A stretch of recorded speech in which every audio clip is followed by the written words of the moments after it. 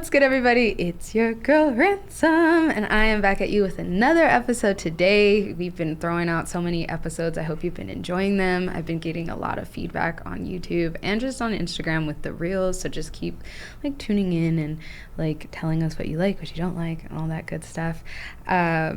Today here on the Vybez Don't Lie, the creative channel, we have a new guest on.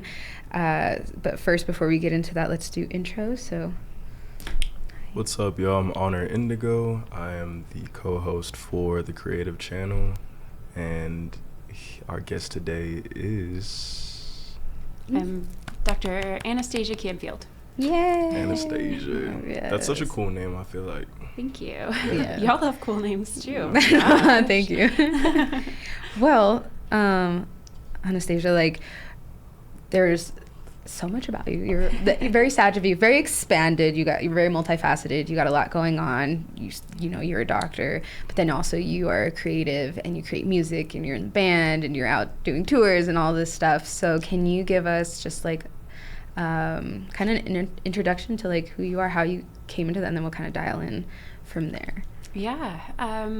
So I am a musician, a poet, an artist, and I am also a doctor of health science and a creative arts therapist. Creative arts therapist. Yeah. That's so dope. Yeah, right, for real. So, that just leads perfect into my first question of so you move through the world as both a creative and like a healer? Yeah, basically like a healer, like a Yeah. facilitator, practitioner. Mm-hmm. So where do those meet for you? Yeah. Well, I would say that it really sort of manifested. I think whenever I was a teenager, I used a lot of art for my own healing and coping and stuff. And then as I got into college, I studied music, and it became more profound, the impact that art has, and just seeing it on a community level, seeing it in healthcare.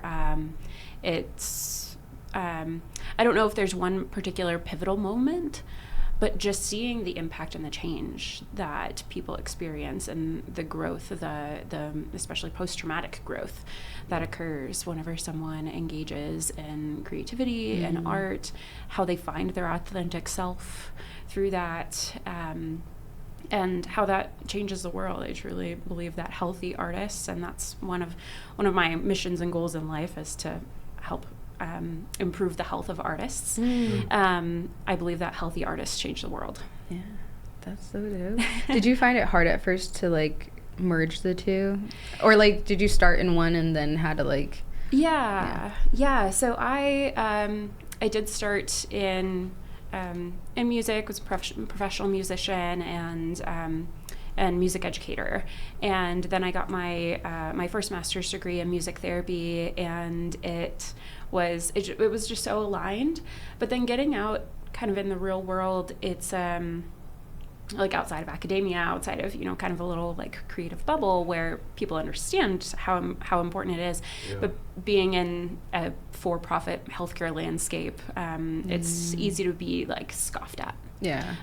For integrating the arts into health, even though that's so fundamental to who we are. So there definitely have been a number of it's been an uphill battle in ways, but at the same time, that's also been an area of I'd say I can find my people, and I can find the communities that are going to be supportive of that work through identifying who is not supportive, if that makes sense too. For sure, yeah. It's very clear if someone is not does not see the benefit of art, music, poetry in healing, in healthcare, that's not my place, and they're not gonna hear it no matter what I say. But then also there are many pockets of places where people here where people understand that this is a profoundly impactful profession and conduit and means for healing, whether it's in a professional setting or even just community building and validation of what we're all going through. You know, some of the things that are kind of inexplicable. I think that's where like some of the hardship has occurred, is like if you can't really explain some of the benefits. To some extent. For sure. Do you feel like your journey towards kind of coming into a practice has been more so one for you to draw out and like be the author of yourself instead of, because you do have your master's in it, but like do you still find yourself having to like carve out your own lane basically?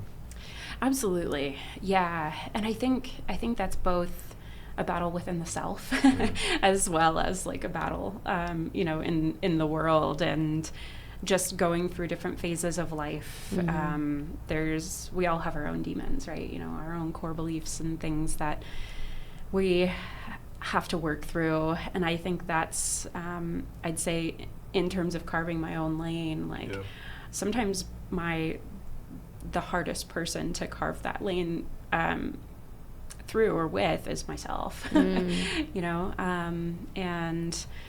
but at the same time, there is, especially in our current political landscape and stuff, the reality of arts and healthcare and equitable healthcare is also an uphill battle.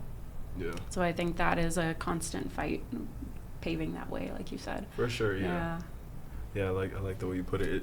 It sounds like you're saying like that's just part of almost the medicine itself is like making sure that it's out here and that it's still being supplied to the community where it can be. That's dope. So like if you're working with somebody but they're feeling like they're going through a healing moment but they're feeling disconnected, how do you bring in creativity for them? Yeah, I mean it's very dependent on what resonates with them, but a lot of times we'll work from the ground up. We'll like a bottom up approach. So for example, like we were talking about drumming for a little bit before we started. Sometimes we'll just start with some drumming. We won't even talk. We are just going to sit within both the tactile, kinesthetic, auditory experience of just drumming. A lot of times I'll just start with a grounding simple beat and then have them join me whenever they feel ready, close their eyes if that feels more safe for them, or look wherever. They don't even have to look at me. Eye contact, can be very intense sometimes. And so yeah, if I have access to that, absolutely, that's definitely a go-to for like, okay, let's, we're gonna get the words, like we're not gonna worry about talking right now. Right.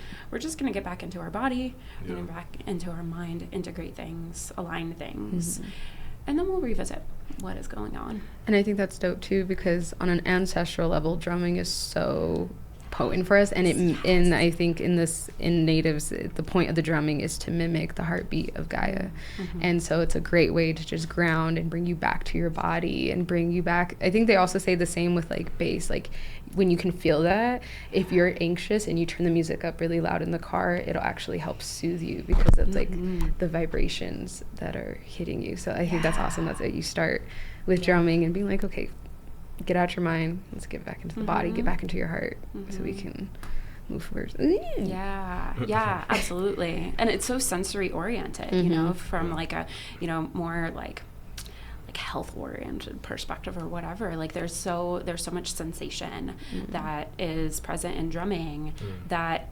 bridges that health science and artistic experience that can make sense to some people who are more academically minded, of like, okay, here are the things that drumming is actually doing within our body, physiologically, chemically even. Right. At the same time, there's so much within art already that's just so present and core to who we are. Yeah, absolutely.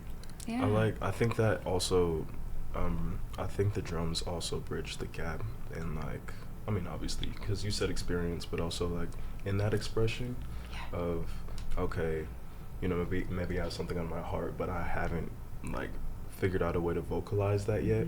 But like through music and through drumming, like you're saying, there is a lot of like stimulus there. There's a lot of feeling there, and it's interesting how it's not vocal like stimulus, if that makes sense. Yeah. So that is like, I could see why it's worth being explored, or like, Absolutely.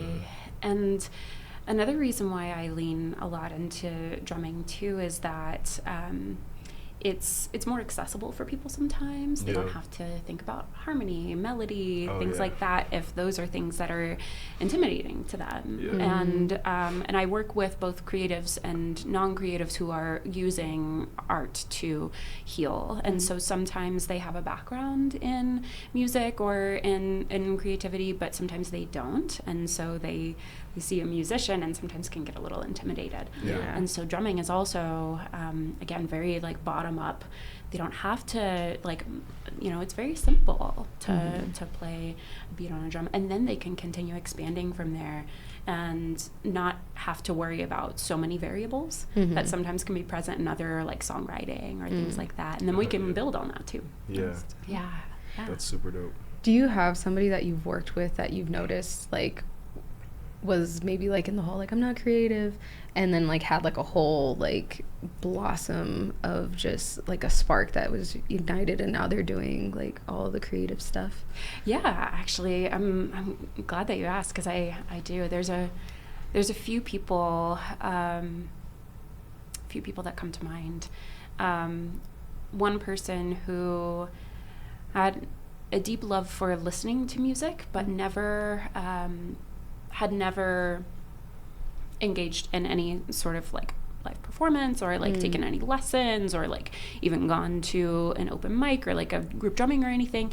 And one of the things that we did, it took a little bit of time to warm up to it, but integrated some emotional playing on the piano with a looper pedal. So what we did, I call it therapeutic soundscaping, but I also add layers of in this particular situation, layers of different emotions that she was feeling. So one layer of the loop was she was asked to play a particular emotion that so she had some conflicting emotions. This is part of why we were going through this. So one layer was one emotion, another layer was another emotion, and she played that loop that represented each of those emotions. I think we did 4 or 5, and as you can imagine, it sounded a little chaotic. Right.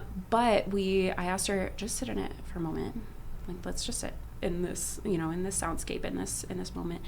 And then whenever she was ready, I said, just pause it whenever you're ready. We talked about it, and she said that, that's exactly how it feels. It's like that chaos, that like, there's so many layers, you can't quite grasp onto one different thing. She's like, that's exactly what all of this feels like. But she had never touched a piano before that. And did this amazing thing, this hugely like impactful, like very cool healing moment.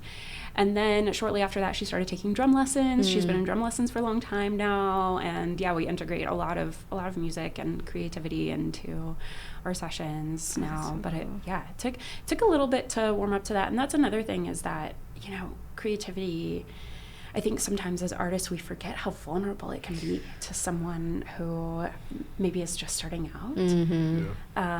And we probably all have bleeding hearts to some extent, so we're kind of used to it. But then, when someone is seeking that real catharsis, it can be really scary for a little while. But so that's one example that comes to mind. Another example is maybe a little bit different than what you had, a little bit different from your original question, but I had worked with a woman who was a classically trained cellist, like phenomenal, like virtuosic cellist. But she had not played in a number of years because she had experienced so much trauma in the classical music scene, music performance anxiety, and just felt really, had not touched the cello for a long time. And she came to see me for rekindling her love to music. And so since classical music had been where a lot of the root of her trauma, and a lot of the core beliefs around, not being good enough, not being worthy, things like that can be unfortunately present in some places, in some corners of the creative world. We broke it all the way down, and I got out a bunch of like kids instruments, so like little like baby xylophones and like little like toy noisemakers and stuff. And we did a similar thing where got out the looper pedal and then had her create this soundscape that was based on just a comforting scene. She chose like this, and in her mind she explained this like jungle scene. She really likes the zoo, so she had like tigers she was singing about and stuff like that. So I was like, okay, this is a safe, like fun place, positive association place. Create that with these like kid instruments. So like, and we had mic and stuff. So she growled into the mic like the like tiger and lion and stuff like that. And she created this whole soundscape. And we sat in it and listened to it. We actually both laid on the ground for a little bit and just listened to it. And then I told her whenever she's ready, just pause and we'll talk about it. And she just started crying and was like, I have not made music like that ever, but I have not made music in so long. This was exactly what I needed. And so that's kind of my mission in life too, is to like help people like return to their creative self if they have lost it. I love it. It's crazy. I seen this post earlier today where this girl had made a video of her saying like, now that I don't care about what people think, like I could just be my weird quirky self. And this I think it was the psychiatrist or whatever came on and was basically like, when people are so stuck in the anxiety and that survival that we suppress what actually is normal, but we consider them weird or quirky or funky. And then when we're out of that anxiety, then we're back into the weird and quirky, but we label it as such, but really it was just what we always were. And so it's like you're saying of like, if we can get out of that anxiety, that, moving through the vulnerability and recognizing like, no, I've always been like this. And it is, it's unique to you and it might be weird to others, but like, that's just what it is. It does make everything a lot easier and flow quicker and like just... So I thought that was so cool. And like also just the fact that like homegirl had a whole training and then like lost it because of just circumstance, and then you were able to just bring it back in like inner child way, saying like, here, let's play with toys, like let's have fun with it, like you said, make a safe environment. And then she was able to release and be like, oh, this is what I needed. So I love it. But okay, so like I want to get more into you now as the creative you are rather than the practitioner side. So like, what is your like creative, like I know you're making music right now, but like, do you play an instrument? Are you a singer? Like, what are you? I'm a multi-instrumentalist. My primary instruments are piano and French horn. And so I integrate those a lot into my songwriting. I do sing and play a little bit of guitar, play a little bit of percussion as well. Not so much drum set, more like hand percussion and stuff like that. And I do dabble a little bit. My heritage, my grandfather was a Polish immigrant, so I play a little bit of accordion. And that gets fun around Oktoberfest. Do some Oktoberfest gigs sometimes. And a little bit of ukulele too. So so I dabble a lot, but usually what I end up kind of landing on is piano, French horn, trumpet, voice. Cool. So like going into that and like doing more like live work and performances, did you go through a phase of like, oh, I don't know about this, like the imposter syndrome, even though you have this like training and you're certified and all this stuff? Like, definitely. I think that I still battle that to some extent of like, where is my place exactly? And sometimes it can be hard with using creativity both as this like very as my day job, in addition to my own catharsis and emotional release and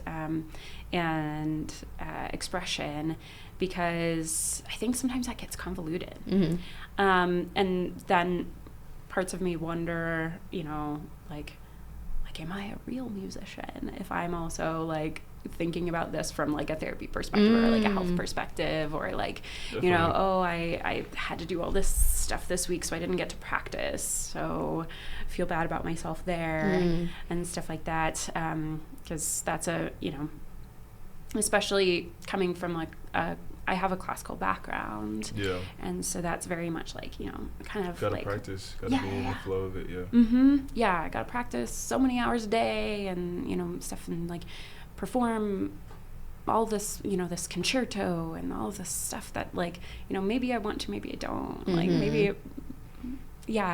so I battle a lot of that, and still to this day of where is.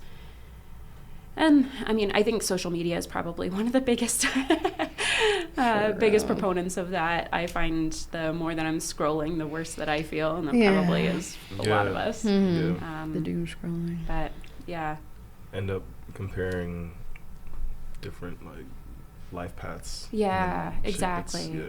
Exactly. Yeah. And I think that's definitely, to your point, life paths of some of my friends who went full time into music 100%, no additional things versus, like hybrid. And does that make me less of a musician is something that comes up, sometimes. So what if more of an artist? Yeah, I feel like that makes you even more of what you are than not, because you're able to have that other perspective and knowledge to say, oh, okay, in conjunction to the creative aspect of it. So thank you. Like approaching music with the perspective of like, oh, well, these are like healing frequencies, or like I've done this with that feels more like an artistic approach to it. Yeah, that's a great point. I like, y'all have brought up a lot of community, like through like some of the questions and things that you've like been talking about, and I think that gets lost sometimes in like in the scrolling and the comparisons and stuff, is like where like it becomes competition, not community. But art is so inherently communal. Yes. Art's so fundamental. It is. I think through art too, we get to come up out of the competitiveness of like the comparison, and then see like, oh, this is just different like frequencies we're working with. I love that perspective and that hopefulness and positivity. It's also just to remember like what your experience and how you decide to show that is going to be different than like how you would show it or how you would show it. But the point is saying we are experiencing this, and here's how it looks or feels or sounds, and then being able to have people who resonate and relate and be like, yeah, okay, like we all are going. It's like when you see those comments are like, so we've all had the same childhood. It's like, yeah, we've all gone through the same fucking thing, but we experience it different, and then we have that moment where somebody shows it to us again, and we're like, oh, that's right, I've been there. So, I like all the inner child stuff that you're bringing up. That's it's like so good. Very much where I'm at too. You have to. It's all playful. It's another way of expressing yourself. And music has been, I think, even when you think about childhood development, like it's all like sensory. It's all music. It's like sounds. You get the little keyboard. You get to play with the cow, like the animal noises, like literally all of these things, just so you could get like that part of your brain to be like, what is this? How does this work? What are colors? And then finger painting. Finger painting, eating with our hands, like all of this stuff. And then, then we get conditioned and we're like, okay, it has to be this way. Right. Where it's like, no, art can be any way, just like the controversial people who make paintings out of their period blood. Like, that's a form of art. But, like, was everybody going to do that? Fuck no. But, like, who's to say that's not art, you know? Right. Absolutely. It's just their way of saying, this is how I connect to my body, and this is how I want to express this ink that comes out of it. Like, yeah. So, yeah, no, that's so dope. Do you have any questions? I don't have questions, no.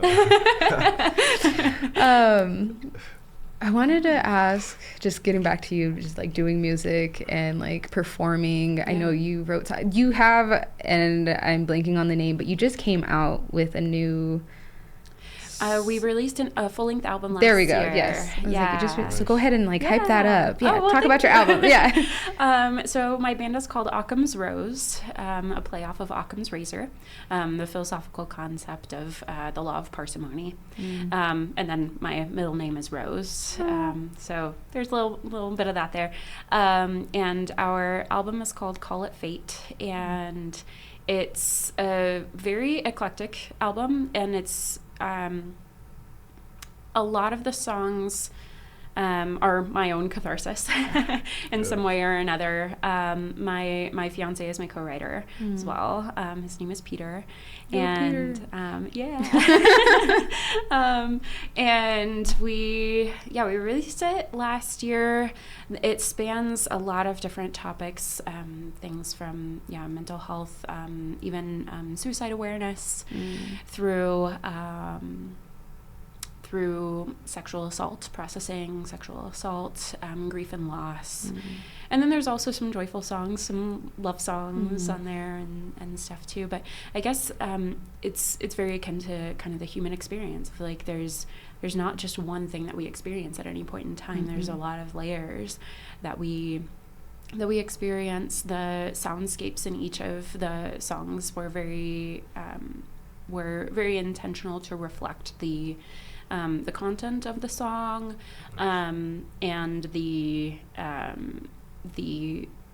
mood for sure. So, for example, there's one song that we have on the album called Government Funded Bedlam, and it's about someone that I had worked with when I worked at the state psychiatric hospital and was providing music therapy services there. Just the I think you'll definitely really align with this. This person had schizophrenia, but the things that they said were just so profound, almost like shamanic in a way. And it was so, anytime I worked with him, it was just so, I always was like overcome with this feeling of like he's in the wrong time. If he was in a different time in history, he was in a different place, then the things that he was saying, would be received. And he wouldn't be locked up. And so the song was about that, where he's saying such profound things, but because we live in the society that we do, and we have like the ableism and the stigma around mental health and stuff like that, that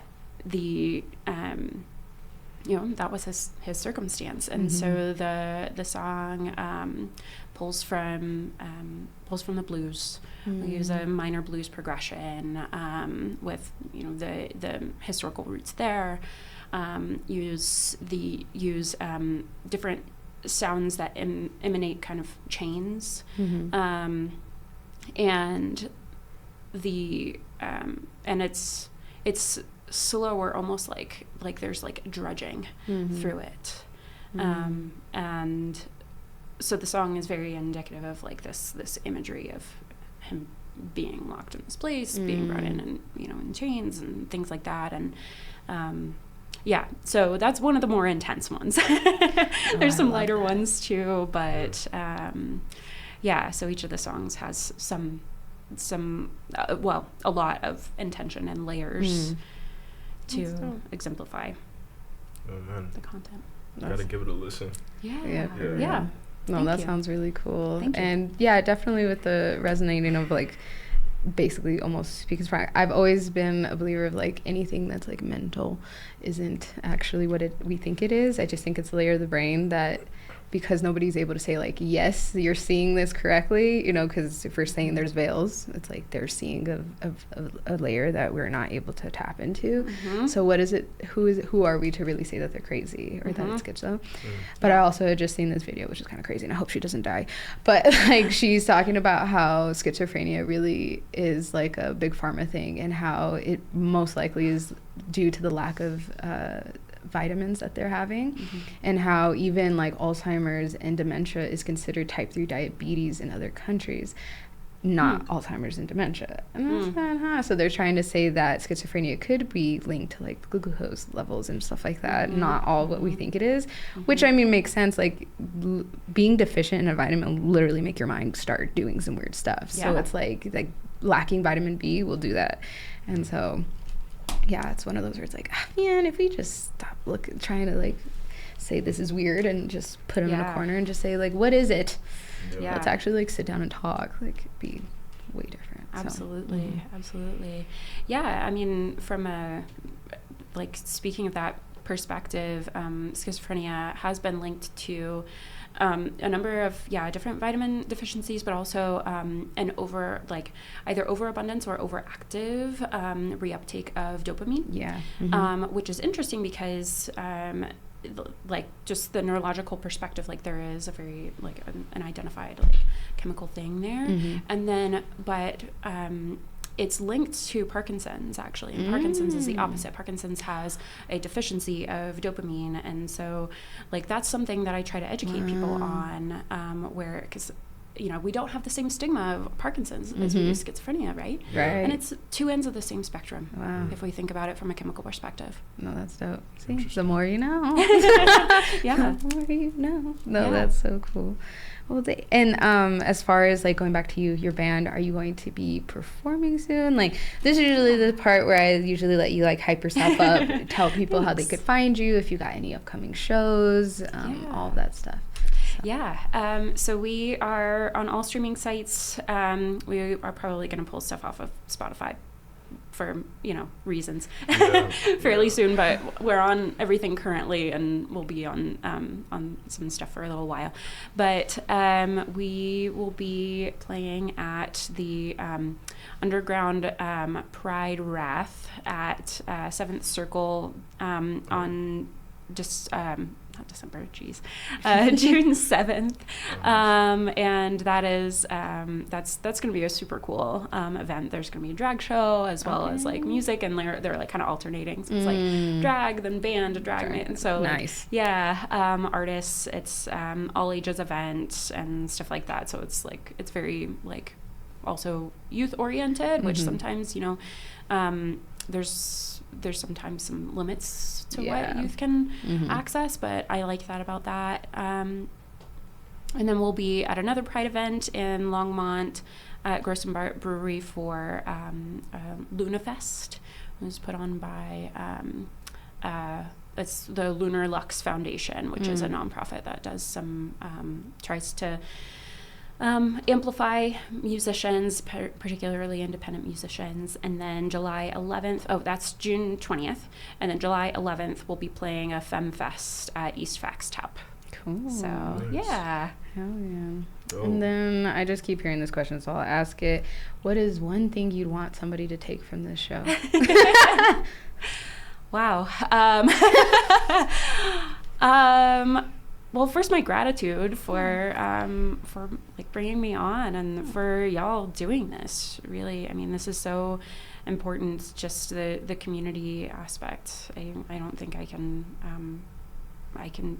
You've been echoing that a lot, is how important community is within art and how much that can be a conduit. And we need community more than ever now. We always have, but like it's weird. Yeah, it's a weird time. Right. And so I think community and that art is community. Yes. Art is community. I like that. Art is community. For real.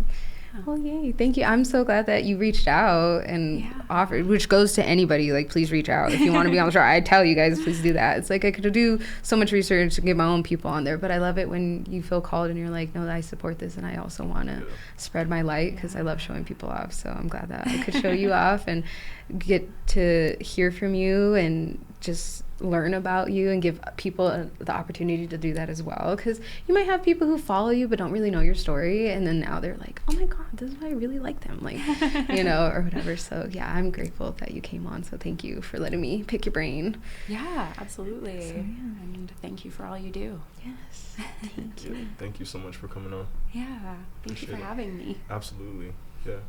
Do you have any words for the people? No. This has just been the creative channel. I think this is me over here. I was like, wait, which camera is yours? This has been the creative channel, y'all. We had Anastasia here today. I got a lot from this episode. I hope y'all did too. And we'll see y'all soon. Yep. We'll see you on the next episode. Yay. Dope.